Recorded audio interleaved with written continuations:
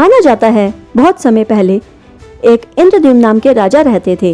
वह विष्णु भगवान के बहुत बड़े भक्त थे।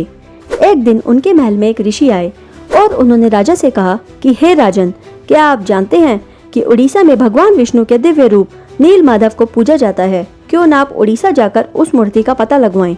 ऋषि द्वारा विष्णु भगवान के इस दिव्य रूप की बात सुनकर राजा बहुत ही प्रसन्न हुए और उन्होंने महल के मुख्य पुजारी के भाई विद्यापति को आदेश दिया कि तुम उड़ीसा जाओ और विष्णु भगवान के नीलमाधव रूप की खोज करो। आदेश पाते ही विद्यापति नीलमाधव की खोज करने हेतु उड़ीसा की ओर निकल गए। वहां पहुंचकर उनको गुप्तचरों से पता चला कि यहाँ के मुखिया विश्ववासु एक गुप्त गुफा के अंदर जाकर नीलमाधव की पूजा अर्चना करते हैं। यह बात सुनते ही विद्यापति विश्ववासु के पास गए और उनसे बहुत विनती की कि वे भी उनके देव नीलमाधव का दर्शन करना चाहते हैं, कृपा कर देव पूजन का स्थान दिखाएं। किंतु विश्ववासु ने विद्यापति का यह आग्रह अस्वीकार कर दिया। इसके पश्चात विद्यापति उसी गांव में समय व्यतीत करने लगे और कुछ समय के पश्चात उन्हें विश्ववासु की पुत्री से प्रेम हो गया और वे दोनों विवाह के बंधन में बंध गए।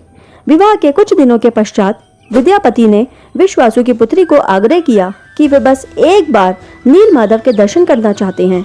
किंतु पहले तो विश्ववासु की पुत्री ने भी उनका ये आग्रह अस्वीकार कर दिया, परंतु बाद में वह तैयार हो गई और अपने पिता विश्ववासु को भी इस बात के लिए तैयार कर लिया।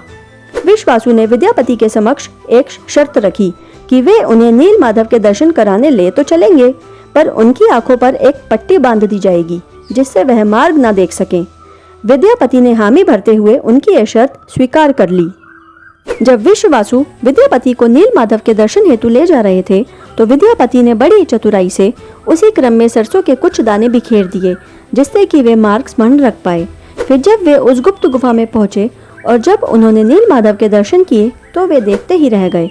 फिर दर्शन पाकर विद्यापति सीधे राजा के पास गए और सारी बात का वर्णन किया। विद्यापति की बातों से प्रभावित होकर राजा तुरंत ही नीलमाधव के दर्शन हेतु निकल पड़े, पर जैसे ही वह राजा विद्यापति के साथ उस गुप्त गुफा में पहुंचे तो उन्होंने देखा कि वहां नीलमाधव नहीं है, जैसे कि वे अंतर्ध्यान हो गए हों। फिर राजा निराश होकर अपने महल वापस लौट आए। किंतु उसी रात उन्हें एक स्वप्न आया जिसमें श्री हरि ने उन्हें अपने दर्शन दिए और कहा कि तुम पुरी के समुद्र किनारे जाओ, वहां तुम्हें लकड़ी का एक दारू मिलेगा, उससे मेरी मूर्ति का निर्माण करवाना। आदेश पाते ही राजा जब समुद्र किनारे गए तो उन्हें एक लकड़ी का टुकड़ा तैरते हुए दिखा। अनेक प्रयासों के बाद भी राजा के सैनिक उस लकड़ी के टुकड़े को उठाने में असमर्थ रहे, किंतु बाद में विश्ववासु की सहायता से लकड़ी के दारू को बाहर निकाला गया और महल ले जाया गया। परंतु उनके समक्ष अब समस्या यह थी कि मूर्तियों का निर्माण किससे करवाया जाए, क्योंकि अनेक प्रयासों के बाद भी कोई भी शिल्पकार उस लकड़ी के दारू से नीलमाधव की मूर्ति बनाने में समर्थ नहीं हुआ था।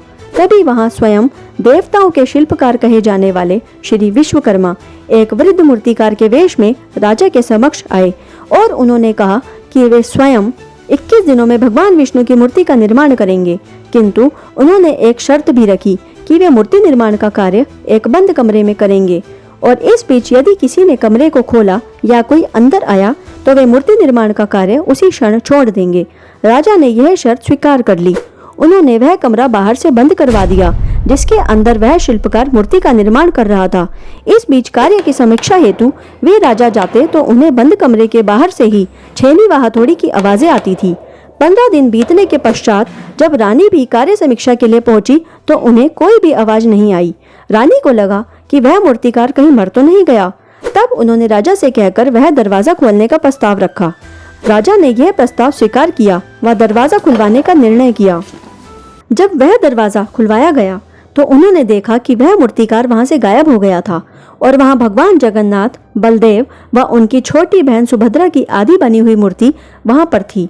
तब से लेकर आज तक इन तीनों मूर्तियों को पुरी के जगन्नाथ मंदिर में आधे रूपों में ही पूजा जाता है।